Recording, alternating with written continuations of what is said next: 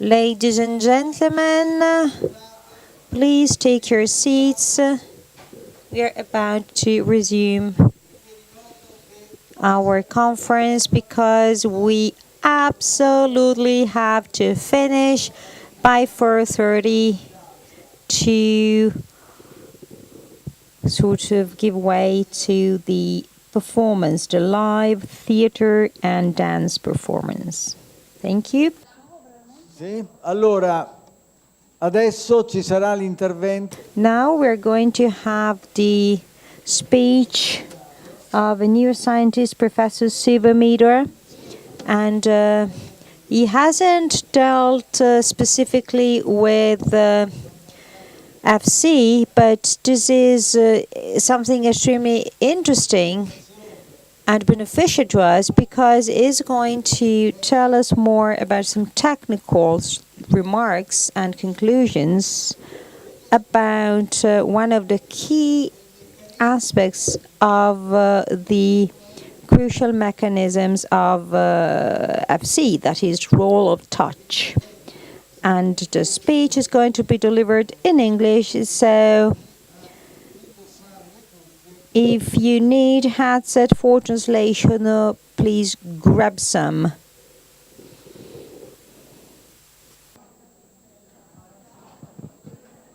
Could I start by asking if you can all hear me?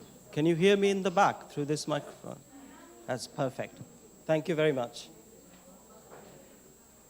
Thank you. So the title of my talk, as you can see, is How Can Touch Affect Embodied Thought? How can we affect people's thinking by touching them or supporting them with touch? So this is a general and broad topic that I'm going to be talking about. Because I am not an expert on FC, and I'm a neuropsychologist or neurophysiologist by training. And my work focuses on how the nervous system controls the body, and how do operations of controlling the body affect our ability to simultaneously do mental tasks, because the same mechanism has to do both of those things all at the same time. So that's what I work on, and I came into FC a little bit by accident, and I'll tell you a little bit about how I became interested in this topic and how I've ended up working with Julia and Giovanni on some of the studies that you'll be seeing presented in talks in this conference. If you look at these pictures that I've got in the title slide here, I just found them on Google by typing in the keywords supportive touch. And it makes sense that these kinds of pictures would come up. And what I would like you to notice on here is that about 4/5 of the pictures that come up are all very clearly showing emotional support by somebody who is touching the person who is being supported.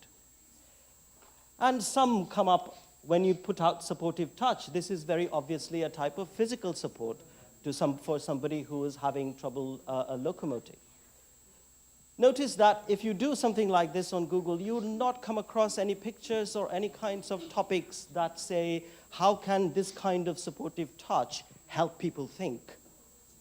But when we look at all of the testimonies and all of the communications we've heard from our typers, what we find is that they are able to think and communicate quite advanced material when they are being physically supported in this way. So my question is a broad one, and it also exceeds and it takes in many issues well past the many things that you've been debating about facilitated communication. It's a general issue in neuroscience, but I feel that we need to take this particular issue very seriously and come up with some way of addressing this if the general public is to understand how facilitated communication or such assistive technologies can work. Okay. As you've been seeing in the publications you've had and also in Julia's presentation, and you will see in further talks later on in the conference, a number of participants and their families have come to the lab that I had in Nottingham Trent University to do a number of research projects, and some of the interesting results you've heard already. And the kinds of things that we are doing there are very much orientated towards measurement. So what we're trying to do is measure muscle activity patterns, both of the facilitator and the participant. We want to measure what kinds of movement patterns occur. And we also want to measure how people use their eyes, where they focus their eyes. So these are the kinds of measurements that we're making. But measuring these things is one thing, and understanding how all of these activities are having their effect is a different matter. So the question, the broad question, as I mentioned, that I'm interested in, and I think we should all be interested in, is by what mechanism, by what neurophysiological pathway could supportive touch like this help people think better or more clearly, and therefore be able to communicate more easily? And many, many years ago, almost in the early 2000s, one of my colleagues, Andy Grayson, who is Julia's primary supervisor for her PhD project, and I ran into each other when I worked in a different university, and he told me about this facilitative touch paradigm, and he said, does anybody have any idea how this works physiologically? And for some bit of that question, I felt like I might have an idea, and that's how we became interested in working on this together. But it wasn't until many, many years later that we were able to do something, and Julia's project has been the way to go forward. So what I want to do is to try and address this general question, which we don't have any data or enough information about to be able to address rigorously quite yet. But I feel we will all have to explain to people who don't know anything about this by what mechanism it works, because this would be a very persuasive thing to be able to do. But at the moment, we probably don't have that much focus on that particular issue. Now, even though I'm trying to talk about a general question of how touch can facilitate the functions of the nervous system, particularly higher order cognitive functions of the nervous system, I do want to start with some of the things that our participants typed when I asked Julia to ask them how they felt touch helps them. And a variety of answers were given, but I have very selectively picked out a few that I think are very important from the perspective of the question I'm raising, which is how does this work in the nervous system? If touch helps people think, by what means? How does that come about? So I'll start by reading out a couple of quotes, and I will do most of my presentation with pictures and videos and not use very much text. But a couple of slides, I do have some text. That's because exact words that you see on those texts are really important for the points I'm trying to make. So let's have a look at what some of our participants said. Touch is essential to maintain concentration and focus. Gives muscle tone and fluency of movement and allows you to sort the thoughts. Notice that there is a clear connection being made between muscle tone and movement and fluency of thought. Okay, this is somebody who participates in FC and has first-hand experience of what it's like to receive this kind of assistance. Let's read the next one. I have to repeat actions hundreds of times to learn them well enough for them to become automatic, without the need to think about them. I don't know why I need to do this. I don't need to do this with facilitation. I really believe that touch is a trainer of complex cerebral systems. Okay? Once again, we get some deep insight about the fact that touch is somehow helping the nervous system do its processes. And this final one, just have a think about this. The facilitation touch allows me to collect and organize my thoughts, and their flow becomes ordered. Their flow becomes ordered. This is implying that there is a difficulty in ordering the flow of thinking under normal circumstances that FC assists with.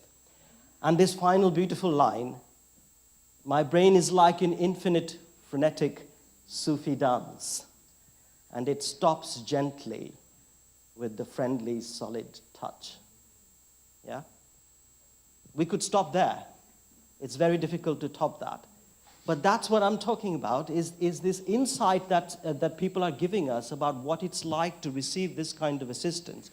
And I have a lot of time for this kind of analysis because the people who are talking about this have the experience of getting this assistance to organize some things for their nervous system that the rest of us don't have. I wonder whether this kind of analysis could be given by any of the facilitators who have not suffered from the difficulties of organizing their thought in quite the same way. This is something that comes uniquely from that first-person perspective. And so that's what I want to follow, is what is the type of disorientation we're talking about that touch is supposedly helping these participants with. Okay, from first-hand accounts, I want to go straight to third-hand accounts. And many of you might be aware that very recently in the Frontiers, there was a series of papers as a special issue published on the emerging motor perspective on autism. After many, many years of people noticing that there are significant sensory motor components to some of these situations, people have started to organize their thoughts about what these might be. And this special issue has many, many articles about quite a number of variety of things that talk about it. But this is the editorial statement for the entire series, and I want to quote a couple of bits from it here. These are the people who are editing and don't have first-hand insight, but they are synthesizing what research is finding. When the sensations from our ever-changing physical motions emerge as a stable percept, we begin to anticipate the sensory consequences of our impending actions. And this is something that is deemed to be a challenge that we need to understand and perhaps help with. We begin to gain confirmation of those anticipated consequences of the actions that we cause. We begin to understand cause and effect in the physical world, and that includes others in social motion as well. And this final one, once again, particularly important for what I'm trying to say, the understanding of our own actions through their sensations helps us scaffold social cognition by establishing the sense of self as an anchor. The sense of self as an anchor, and then the sense of others and their relative motions. Now, I put those bits in yellow because that's the fundamental thing for us, is that for all of the kinds of behavior that we as humans produce, both internal to our minds and externally, all of that depends on this central sense of the self as an anchor.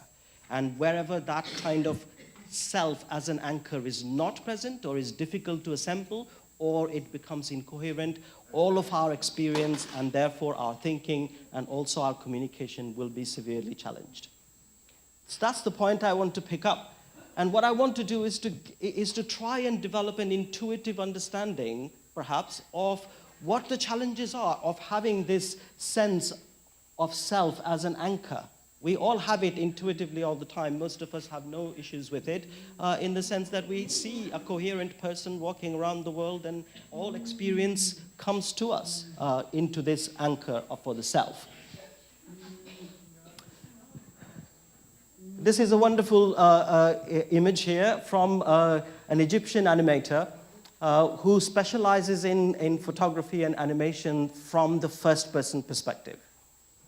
And the reason I pick it up is that it's a wonderful illustration of an experience that somebody else is having that we might be able to appreciate by taking this kind of viewpoint.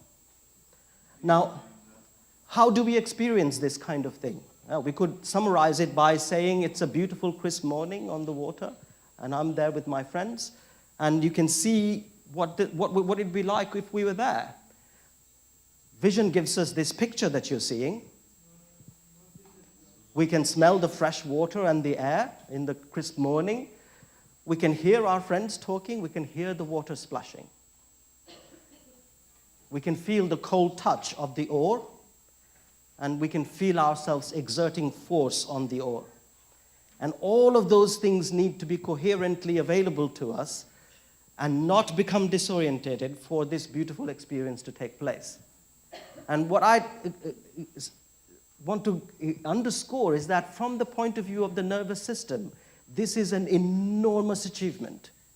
And it involves extremely complicated processes that all need to cohere and happen perfectly for this unity of experience to be there. Okay?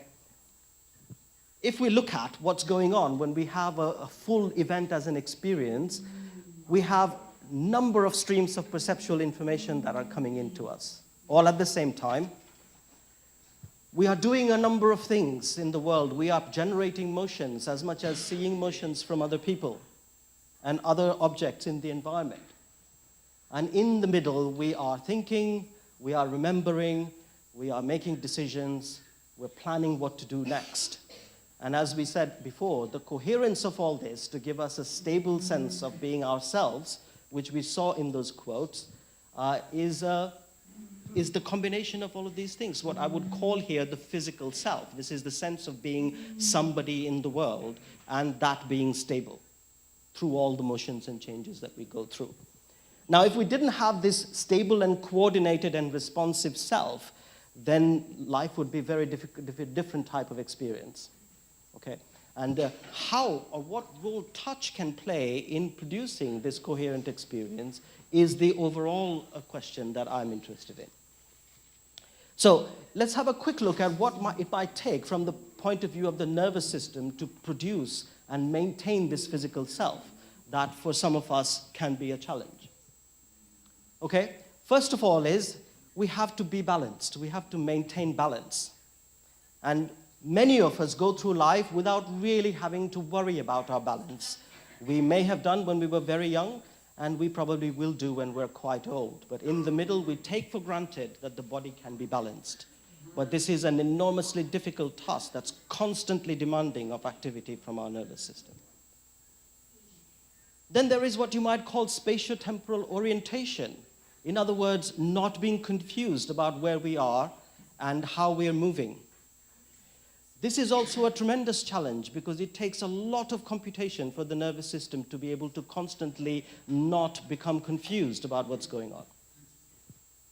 And finally, we have to plan and carry out actions. We have to decide what to do, and very importantly, look at the number of joints and muscles and other things in the body. We have to figure out how to do it. So those movements have to be programmed. And all of that has to happen all at once. And it's all extremely complex to do and very time-consuming unless we have the right sorts of mechanisms in place.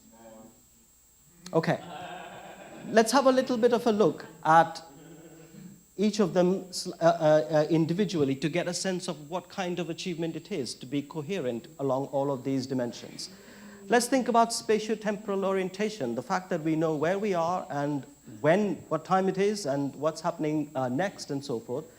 We have to be able to separate the perceptual consequences of our own motion from the signals that arise from motion of other things in the world. Okay? And we can get a sense of how complex and wonderful this function is by looking at how vision assists us in doing this. Now, what I'm going to play for you is a video, a short video. It's under a minute or so. And you're not seeing a human viewpoint this time, unlike that illustration that you just saw. But you're seeing what people are working on in machine vision. And this kind of research has exploded now out of the labs and into industrial settings because people are trying to design autonomous vehicles.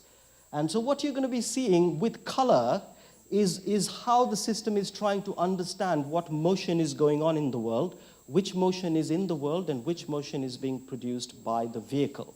The vehicle is important here because it doesn't involve any head movements. There's a fixed camera in a vehicle, and you're going to see what the world might look like if you were watching your own brain understand the visual world around it.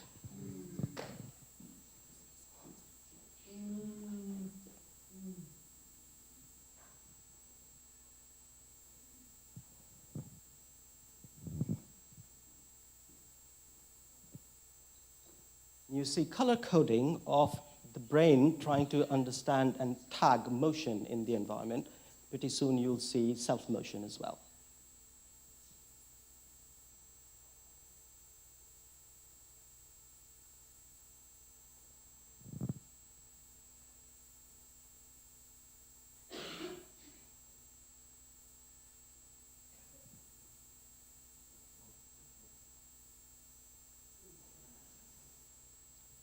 These are motions of the optical elements that are falling on your retina.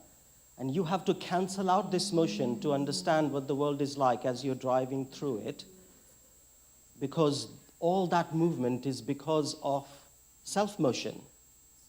Yeah? So the brain has to constantly cancel out the motion that is because of the self in order to be able to understand what's going on in the world independently of the self. It's a very challenging task, and we have to do this all of the time. And even slight amount of delay or difficulty in being able to do this can produce quite severe disorientation. Okay, disorientation is the key element here. Okay, I want to show you one other video. This time it's the same sort of thing, except you're not seeing an autonomous vehicle, but you are seeing a drone. And this drone is able to change its viewpoint, turn its viewpoint, and this time it's going to come across not just a static environment and its own motion, but also social motion. So once again, the idea behind showing this is that we get a sense almost of watching our brain trying to make sense of a dynamic social world. Because this is something we don't get from our own brains. It happens transparently. Watching this, watching the computer try to do it, gives us a sense of what we can do effortlessly.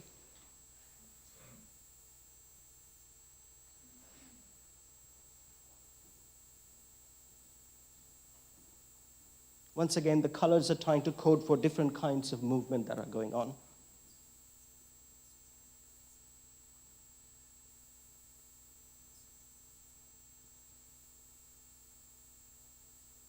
The blue dots are salient features of the environment that the computer is trying to keep hold of. And the green lights that you're seeing are coding for motion.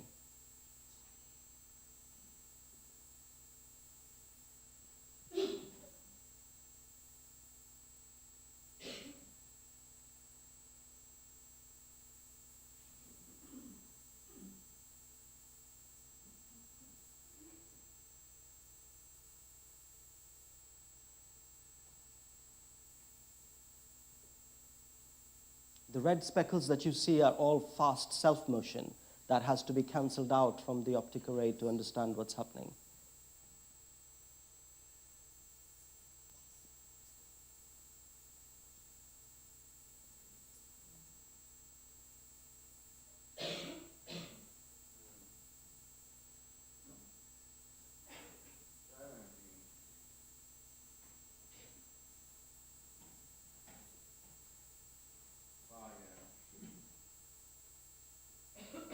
Okay.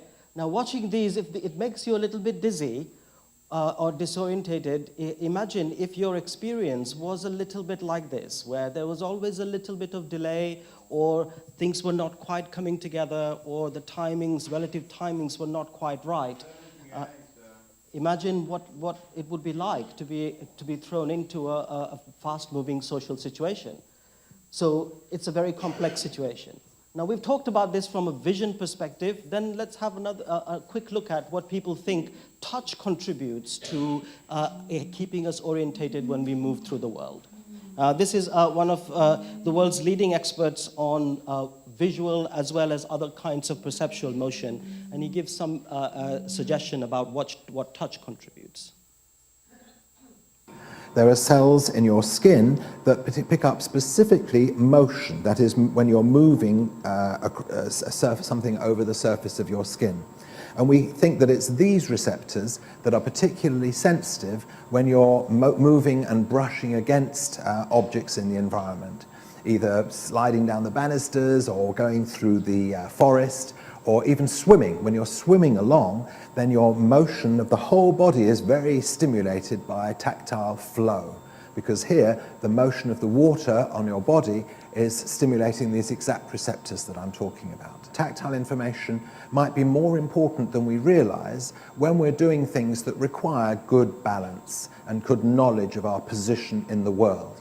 So, for example, when you're just going down the stairs or something like that, holding onto the banisters can help you not only stabilize, but also tell you more about your motion and make sure that you're stable at any one moment, in the same way as visual information keeps you stable as well. Okay, so we start to get a sense that there's a flow of touch that we depend on all of the time to be able to balance ourselves, and that contributes quite strongly to our sense of self. Okay. The next one, we talked about spatial orientation. The next one is maintaining balance. And in many learning difficulties, there's a component of difficulties with balance. And it is very difficult to describe to people how disorienting it is to have problems balancing the body. Unless somebody has had some kind of inner ear infection or something like that, it's very difficult to know what that's like. Because balancing is a very complex task in and of itself. You have lots of information that needs to be integrated. We have visual information about how much our body is moving relative to the world, kind of like you saw for the vehicle. And we have vestibular information from our inner ear about how much the head is accelerating. And we also have lots of information from sensors on our body. Our muscles are being stretched, and our joint receptors are being stretched. And we have touch. We have touch to our skin, and we have touch that deforms our body. And all of those are informative about our balance. We have to use these pieces of information all of the time to do something as complicated as what you see there. Those are the different links of the body. And what I've done is put pictures of these springs on the main links of this biomechanical model. So our muscles effectively working like springs to keep this multi-linked thing up in the air and not letting it fall down. This is quite intensive to do.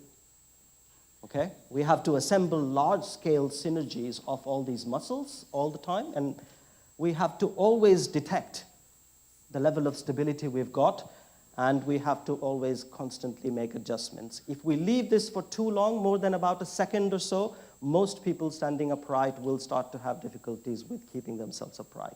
So this is something that has to be done at least of the order of every second. So the question then is, how can touch help with something like this? How does it help?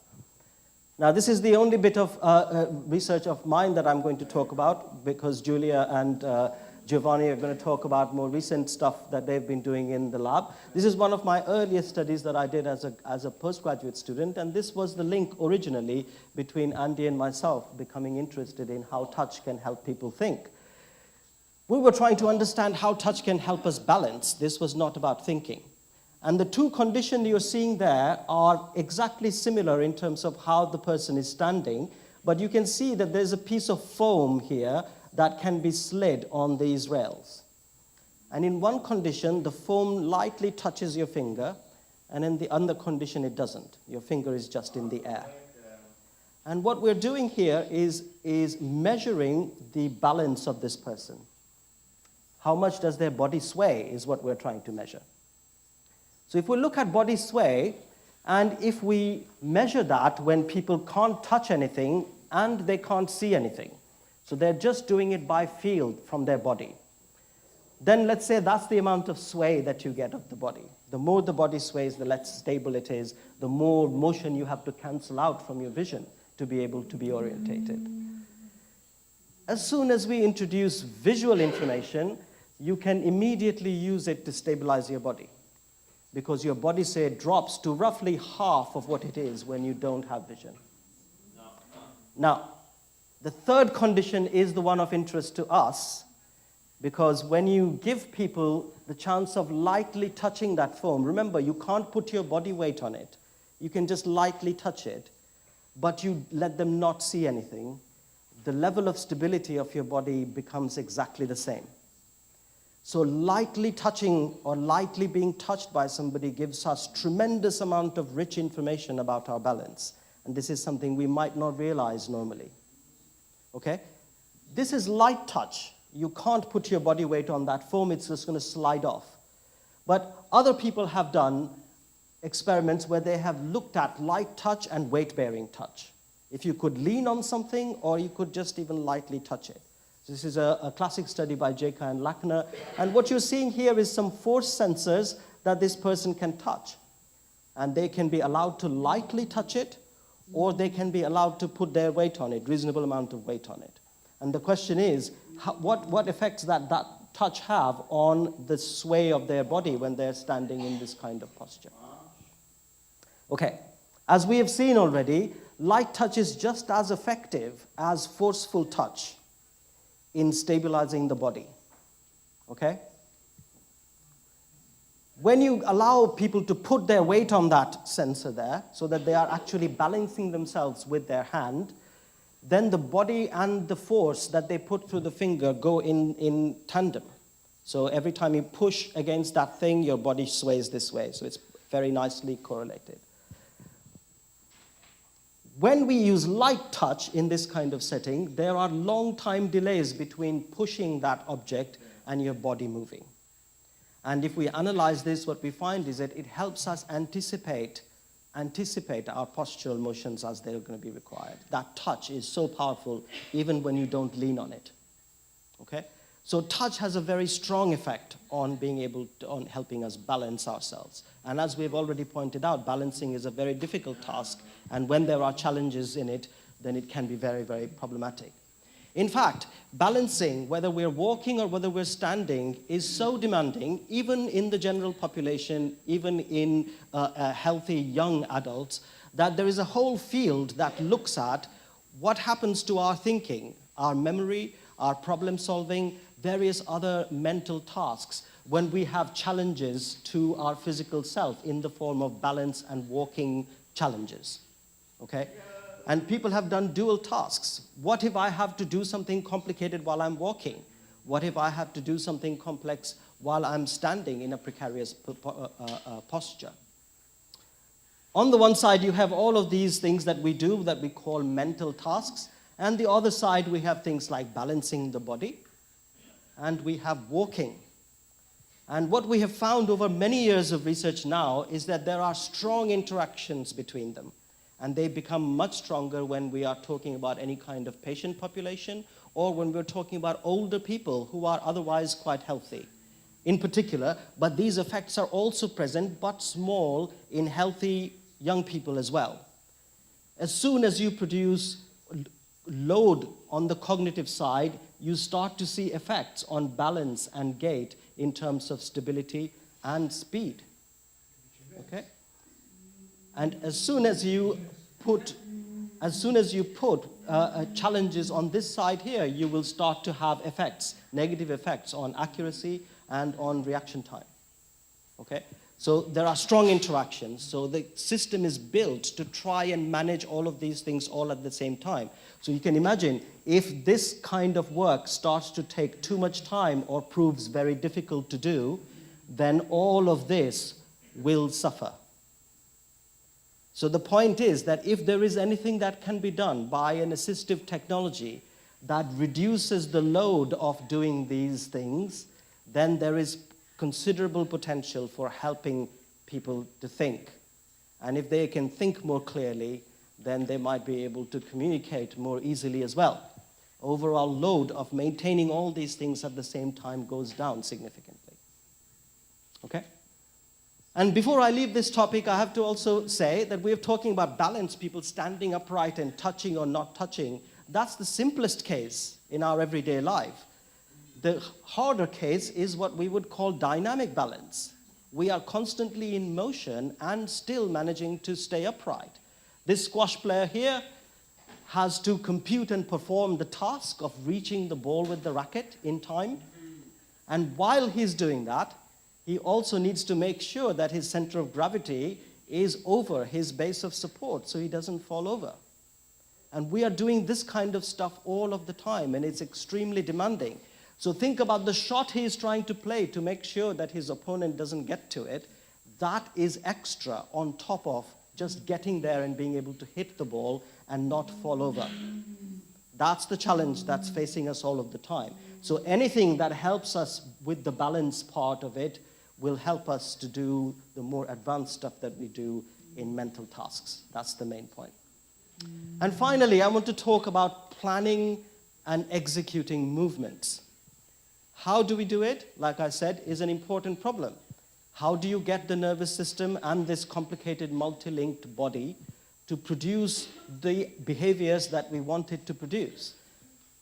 It's a complex task in and of itself, over and above balancing and spatial orientation that we have looked at. So here is a kind of task that's not that dissimilar from the pointing tasks that our typers are doing in the lab. And while this person is doing this manual task, a schematic way of thinking about what's going on in the nervous system looks something like this. Now, it looks like a complicated diagram, but a couple of points of this is really worth looking for, because ultimately, when you're facilitating somebody who was making pointing movements from one point in the keyboard to the other, this is the system that you are trying to assist. Okay, this is called the internal model. And let's have a quick look at what is involved here and how might touch be of benefit in that. We have the desired state of the body that we're trying to produce, in this case a circular motion that matches the one on the screen. From that desired state of the body, we have to calculate how to produce those by our muscles and joints. How can we produce those with our muscles and joints? That's the inverse model. Then we have to tell the body to do it. When we have told the body to do it, what we do is have a predictive feedback where we predict what will happen as a result of doing this. Yeah? What will happen is I will hit the R key, for example. So we predict what will happen, and then the actual movement happens, and then we compare whether what we predicted will happen did in fact happen. Okay? So this ability to accurately predict what will happen when we do this is critical to be able to do anything that has any precision requirement. And if we are challenged in our spatial orientation, if we are challenged in our balance, this prediction job becomes extremely difficult and very challenging. And what that means is that our movements are not going to be accurate. They are going to need some help to be guided to the right place if that happens. Okay? So in summary, if we look at what people sometimes call mental or cognitive fuel, how much energy or resources are going into the different activities of the nervous system, we know that a lot of our nervous system is devoted to perceiving and acting. And we also know that quite a lot of our nervous system is devoted to thinking and communicating. And we also know that there are very strong links between these. Obviously, we think about what we perceive, and we perceive what we want to perceive based on what we are looking for. But what very often doesn't get talked about is that none of this is possible without all of the nervous system functions that maintain this physical self that I've been talking about. Because it's the maintenance of that physical self and all the energy that goes into it that allows us to have stable perception, as I've just shown. And this is also what allows us to have cognition, in order to have the ability to think clearly. So all of these are interrelated. And this bit not being talked about very much is important for our perspective, I think, because I feel that facilitative touch has the most likelihood of playing an important role in reducing the load, mental workload of our everyday behavior by helping us stabilize the body and stabilize the articulators we use to do whatever we're doing in terms of our behavior.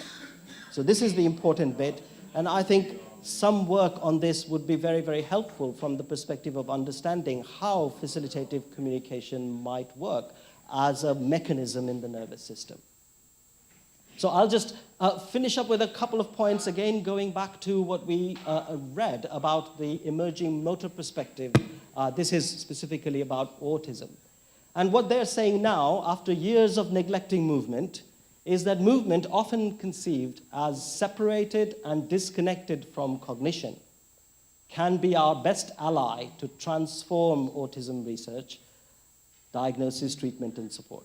So finally, there is a recognition that movement is critical. We need to understand it, and we need to make it easier, perhaps, to do. So they are proposing now that it is through the sensations of our own movements and through those of the movements of others, just like we saw in the videos a little while ago, that we sense them kinesthetically and visually, that we learn to mentally navigate actions, acquire a sense of agency and autonomy. So this kind of thinking more generally about the nervous system and about the autistic spectrum conditions is now becoming an important element of the research agenda.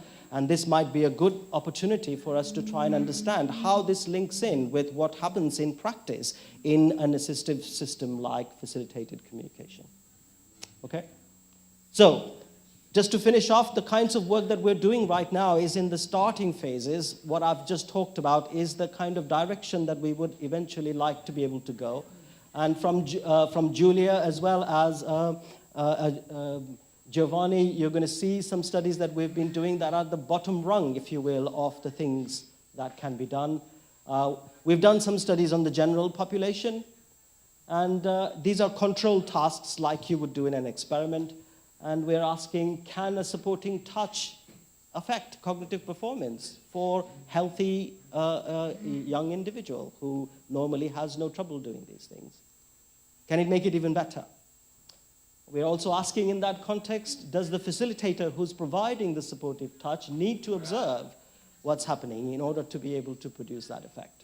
Okay, and these are questions that, of course, have been debated in your community for some time. But the point that I have is that with all these things that I'm talking about, the problems are exactly the same. They're all on a continuum. All healthy people also have these challenges, but they are probably not as visible, or people don't realize quite so much because everything is so well automated by the nervous system. And we've also been doing what I would call observational studies with all the measurements that you are seeing. These are observational because we don't control it. We don't force people to do particular things. We do what would normally happen in an FC session. We're just trying to make measurements about what's actually happening. For example, questions like, what is the facilitator doing in terms of their muscle activity? Okay, are they providing postural support, or are they guiding movement?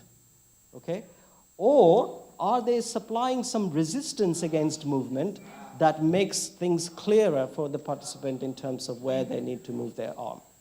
So those are all of the possibilities, and some of this data I'm sure you're going to see in the work that's coming up, and I won't talk about those, but thank you very much for the opportunity to present here.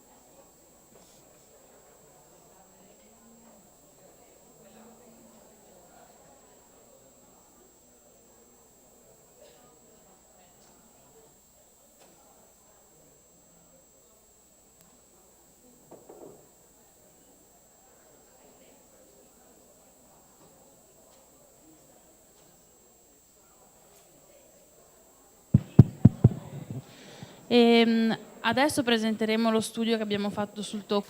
Right, so now we're going to present the study that we carried out about touch on a general population. So obviously on the general population there's no one using a facilitated communication. But anyhow, as I said, it all started from your remarks and some of the things that Subo introduced us. So if, in the meantime, if you want to come here and explain the effects of touch in your opinion, you're welcome to come up here. You're welcome to come up here, actually. But actually, I'd like to ask Seba to come up here because Seba proposed some very interesting innovations.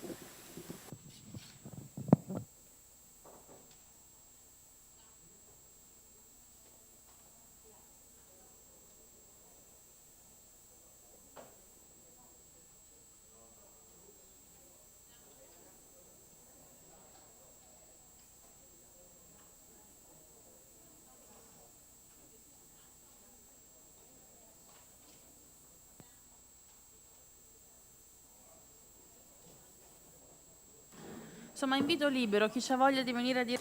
So actually, I'd like to invite well, anyone, if you want to come up here and tell us about your experience. Apart from Seba, Seba is forced to come up here. He has to come up here. at the beginning of my research, I wanted to verify a few things with regard to the general population. I wanted to verify or to check more than one function. So, as I said, I wanted to see the influence of touch, and the users of the technique had indicated a few things, well, precision of the movement and well, the easy flow of thought. Well, come up here, please. You're all invited to come up here. And, well, we carried out 3 studies. The role of touch related to attention, and then the role of touch for language production. We're still actually working on it. We're still analyzing it. Actually, the analysis is quite complex, and I'm not a linguist. And, well, at the end of this presentation, Giovanni, who is sitting next to me, will introduce the main results that we have obtained until now about the role of touch for language production. And then there's a third study about the precision of movement. And the first data collection wasn't very efficient because we used a methodology that was too variable. And we will do it again by using an iPad. So please be patient, and we will get it. All right, so we can start. As usual, I'd like to start from a few remarks that triggered these studies about the role of touch on the general population. Stefano says, well, usually what I notice is concentration. I feel I am more in contact with reality, just like you do normally. Sebastiano says, well, I feel that when I'm facilitated, my thought follows a very linear and straightforward path without the interference and the disconnections that usually don't allow me to do a normal job. Maria Clara said, in well, a bundle of thoughts, my bundle of words, my thought finds order again, and it all becomes a linear path, and discourse becomes something more linear. Giovanni says, my finger types on the keyboard, and my mind thinks and my heart feels. Facilitation forces me to put some dots, and concentration is enhanced. And this is what we heard earlier already. It's a very efficient sentence, very powerful sentence. So I'm not going to read it. You've heard it already. And Giovanni says, touch for me is like a justification. Technical term used by the computer. That is to say, it fines-tune my emotions with balance and centering. Touch forces me to put some points on my thinking, and concentration is fostered. So I would say that even people who have never met between them, well, they agree that touch has an influence on attention, concentration, thoughts, and so on.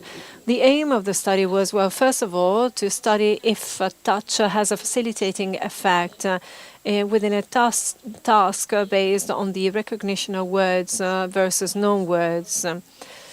So, well, you know, the distinction or recognition of words versus non-words, this is a psychology task, quite frequent. Usually you have a person sitting in front of a computer, and in a very rhythmic way, you present some words appearing at the center. The person has to press a green button to say a key, to say yes, it is a true word, or red is no.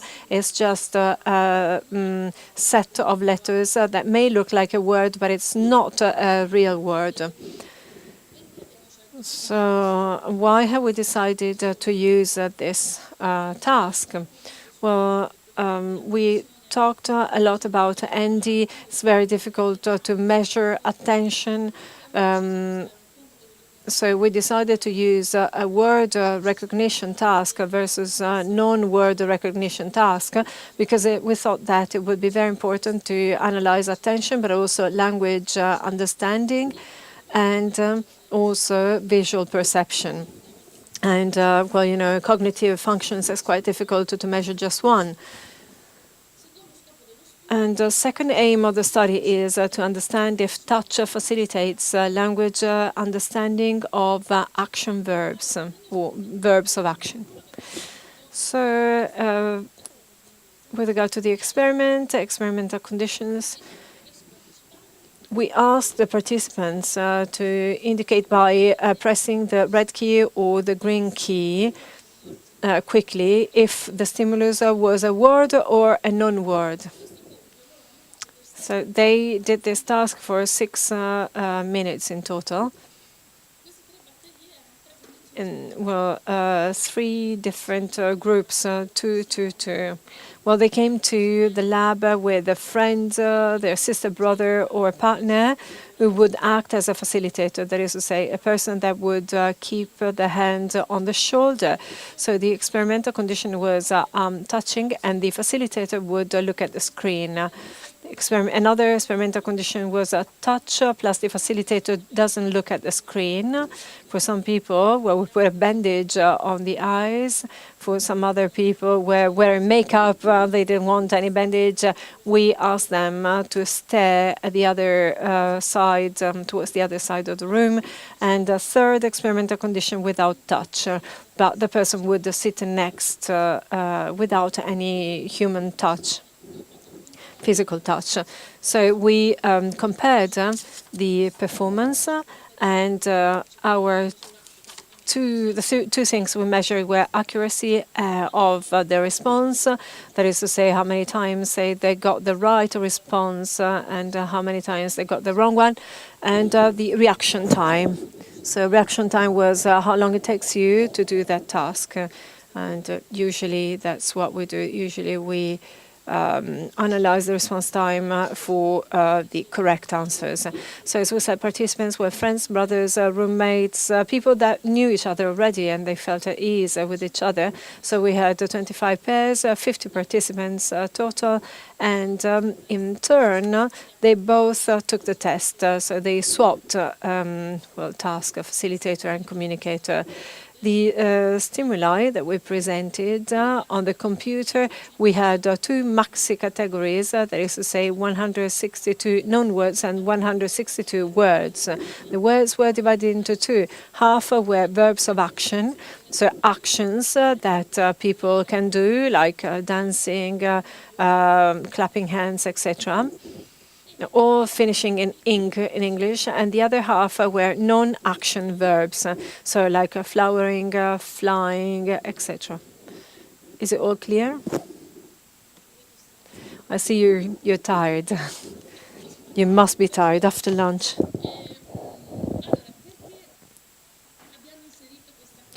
So why have we decided to do this thing, verbs of action versus or opposed to verbs of action? Well, we wanted to see if the understanding of verbal or action language, is supported by touch. There are a few studies that make us think that actually that could be the case. And in fact, there is some effects of facilitation when, you see the processing of the language occurs before or simultaneously with an action. Well, we had some people who had a bowl of beans, a bowl full of beans and another empty bowl next to it. And we asked them to put the beans from that bowl and put it into the other empty bowl. And at the same time, they had to say a few words. So when the verb of action they were saying was, for example, give or throw or, launch, throw, we created a facilitation effect, that is to say the word was said and also recognized in a shorter time. Instead, if it was the opposite, for example, same word but the gesture was like this, it was actually, it wasn't good, it wasn't facilitation, it was the opposite of facilitation, disturbance. So it really depends on the action we are doing in that moment. Sensory and motor information seems to be necessary for the representation and processing of linguistic stimuli. Well, for those who have taken the course with us, you know how important it is, to talk about motory component for the development of language. We have lots of material on the web page of our school, and also, this is a topic that our association has studied quite a lot, and also we know that due to the effect of simulation and the theory of embodiment and embedded cognition, we know that observing but also listening to a verb of action triggers a facial muscle response. A very good example that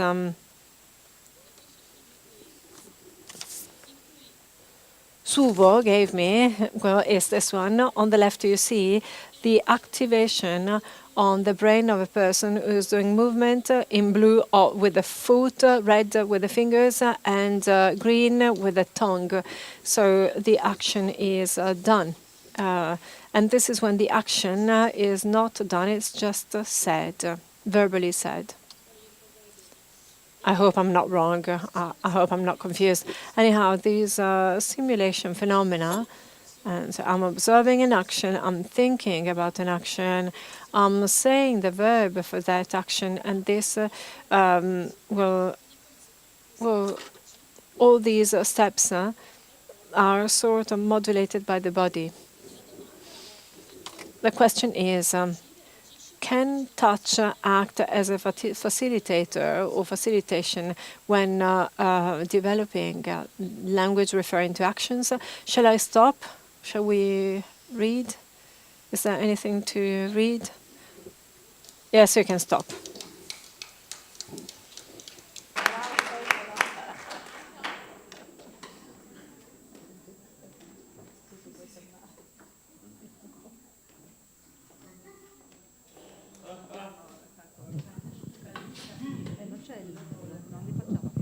Sì, aspetta.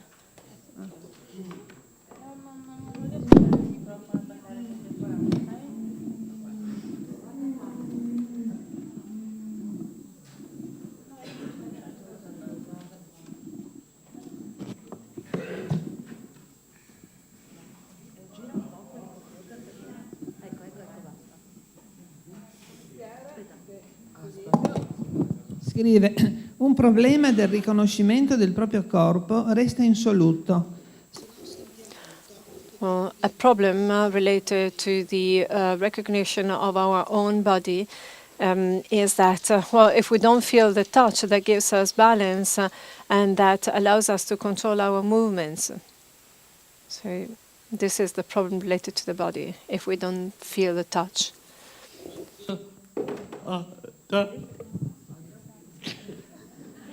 Prima leggo io. Vuoi salutare? Do you want to say something?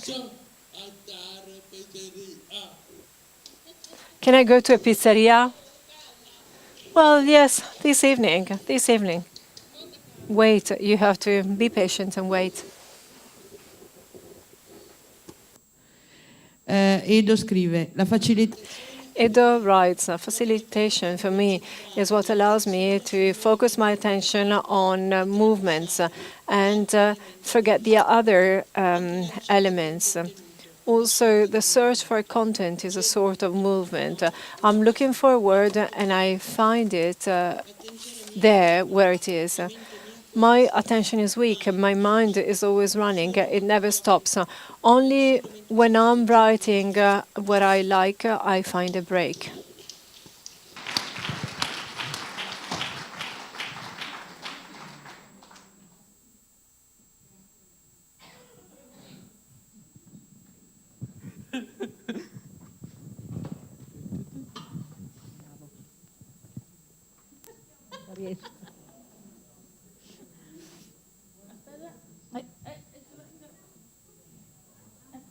Andrea dice: Io lotto costantemente sulle funzioni motorie. Andrea says, I constantly fight with motory functions.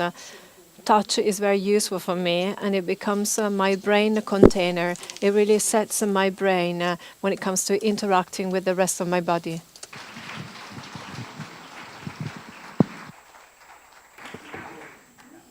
Torniamo sempre a quel discorso che io faccio grandi discorsi infiniti e poi c'è qualcuno. Well, you see, again, we go back to that topic, that thing of me being, always very talkative and saying lots of things, and then somebody comes and manages with only a few words to get to the heart of the matter. Well, I like to say that these the results of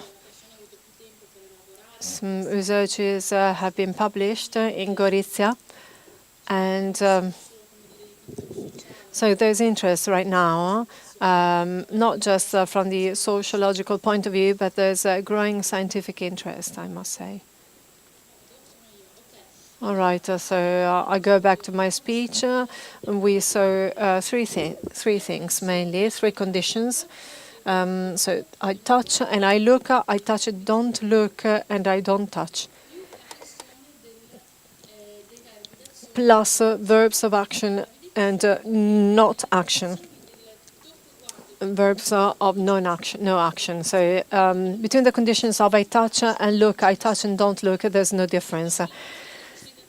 So either the facilitator touches and looks at the screen, or touches and doesn't look at the screen, well, nothing changes. With regard to accuracy, word accuracy, you can see that for non-words, the accuracy is lower. This is quite obvious, because we are not used to reading almost words or words that look like words, but actually they're not. It's better for non-action and even better for action verbs. The difference between words of no action and words of action is quite significant. So in other words, with regard to accuracy, yes, we can say that touch indeed has an influence. It has an effect in terms of facilitation for understanding the language of action. Something quite similar, we can find it with regard to the response time. Also in this case, we see that the response time is different. The longer the response time, the longer it takes me, the more complex the task is. So it took around 900 milliseconds to recognize a non-word, less in order to recognize a verb which is not an action verb, and even less time, it takes me less time to recognize a verb of action. Also in this case, there's not such a huge difference. We're talking about milliseconds, but anyhow, statistically, it is quite significant. Let's now get to the most interesting issue for facilitated communication. Let's go to the topic of touch. The results are very interesting, because you can see that with regard to accuracy and also response time, there's quite of a significant difference in when it comes to recognizing non-words, but actually there's no difference with regard to the recognition of words. So with regard to accuracy and also the response time, recognizing words doesn't change. Well, if it doesn't matter if a person is touched or not touched by a friend. Instead, when I have to recognize non-words, then in that case, my accuracy is much better, statistically much better, if the person is touched. So if the person is touching me. And also the response time is much shorter, statistically shorter. It takes me less time if the person puts his or her hand on my shoulder. This is actually quite interesting. With Suvo, we talked about it. There may be different interpretations from a theoretical point of view, but probably we are just referring to similar things. Yes, well, as a way of conclusion, and now I'm going to explain it, touch seems to act as a facilitation, but only for the recognition of non-words. Well, my first interpretation instinctively was about how automatic the task was. I thought, reading is one of those tasks we learn as a child. We do it so often in our daily life at school, on the books, mobile phone, television, advertising, etc. So reading a written word is something very automatic for us. If I think about well, an example, in the morning when I wake up in the morning, I sit down and I pour cereals in my bowl, and I always read the name of the cereals and the ingredients on the box of the cereals. I do it every morning. It's not because I want to intentionally, I want to read it. I'm just still sleeping mainly, and automatically my brain reads it.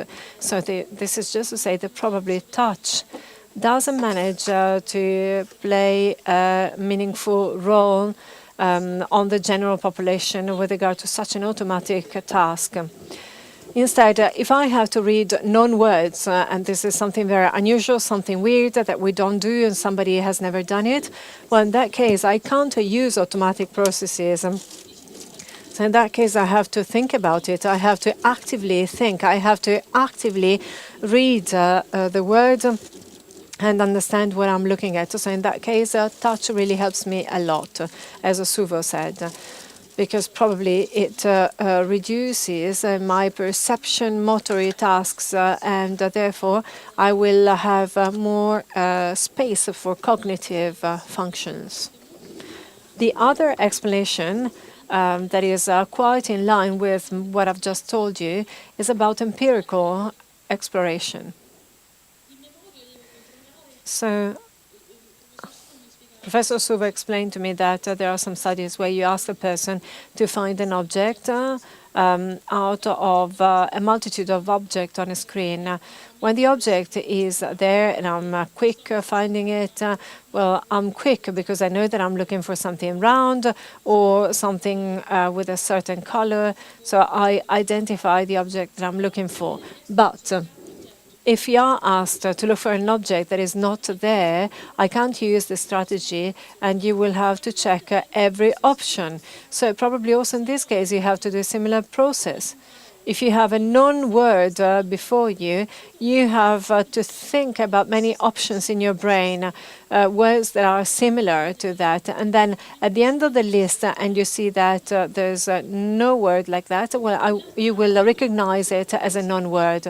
The other conclusion is that touch seems to act as a facilitation in order to process the language of action.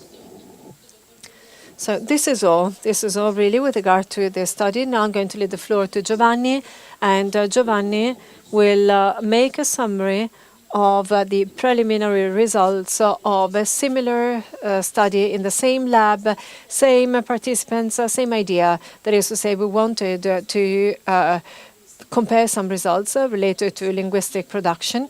One case where was when the person has his hand or her hand on your shoulder. The other case is where the person is sitting next to you without touching you. Thank you.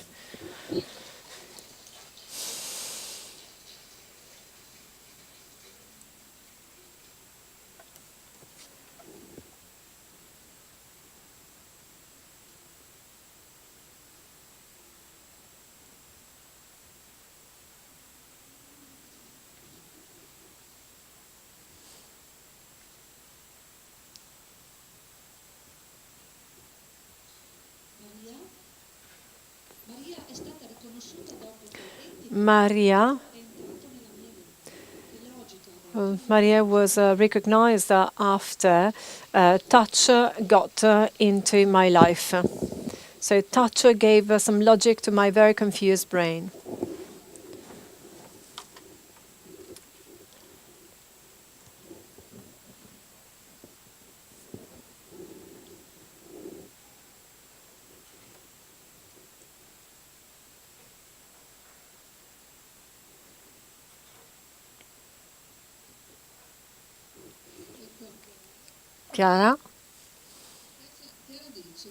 Chiara says, well, touch contains an active stimulus that allows, with the right contact, to guarantee the right sequence of words contained in the multitude of confused words.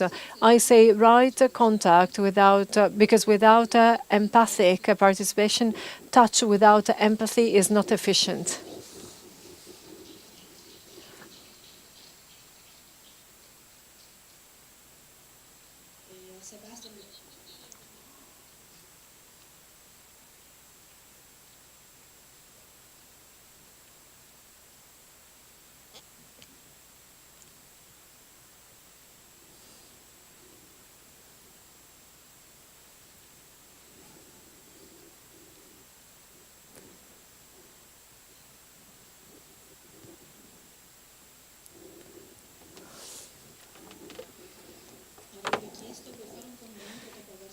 So I asked him, would you like to say something after listening to the speech about touch? Well, I think that the speech was very interesting because it demonstrated clearly what happens always in our mind with all the impulse that triggers and destabilize my motor control. Touch manages to stop all the negative impulse that run on me and that create chaos and confusion. Instead, connecting my gestures with my thought, and in this way, I managed to get free. Eleonora instead wrote,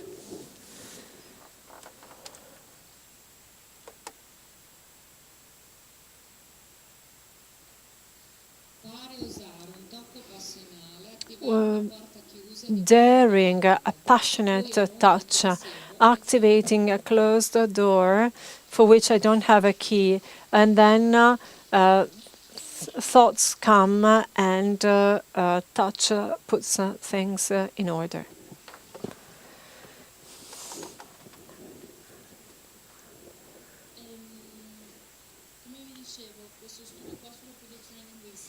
So this study about linguistic production was done with the same participants and with the same experimental model. As I said, the same experimental design based on comparison and the same touch and no touch performance. Specifically, we proposed 4 different situations, so very short texts where the 4 protagonists had to do a few things. Daily life tasks with an emotional load, 2 positive and 2 negative. For example, a person has to move abroad, has difficulties in integrating. The person gets an excellent mark at school, unexpected, and is very happy. So what we asked the participants was, well, if you were in the shoes of this person, how would you feel? And what would you think?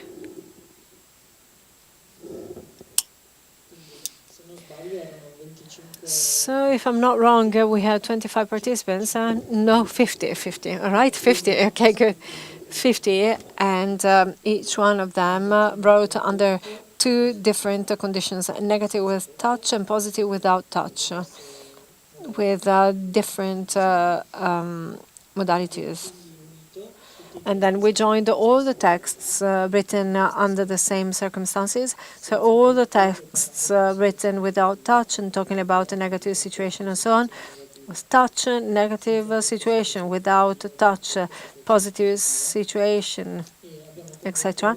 And we did a sentiment analysis. What is it? Sentiment analysis is the analysis of emotions that the text can transmit. Well, the texts were in English. There were some dictionaries and available. There are some dictionaries available, and the software calculates how many words have a positive meaning and how many words have a negative meaning. I don't have any slides. I'm sorry, I haven't brought any slides.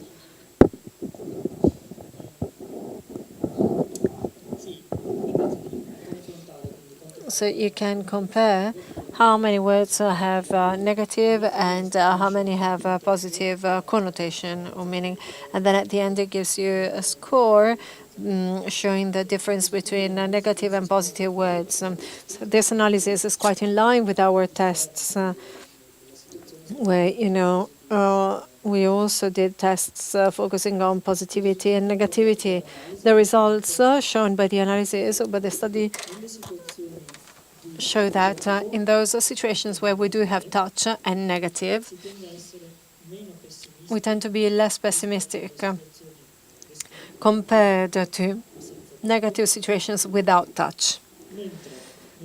Instead, in positive situations without touch, we are less positive than in the situations where we write with touch on the shoulder. So touch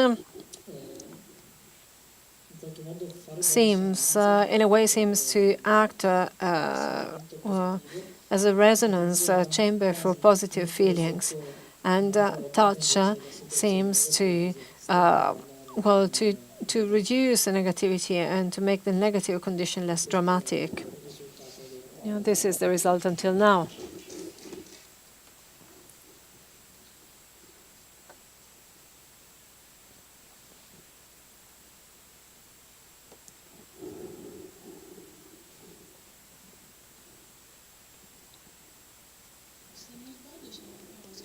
If I'm not wrong, there's a break now. Yes, right. So there's a break, and let's have our 20 minutes break, and no, 15 minutes break. 15, right? 15 minutes break, and then when we come back, we will read Marco's comment. All right? And Giovanni's.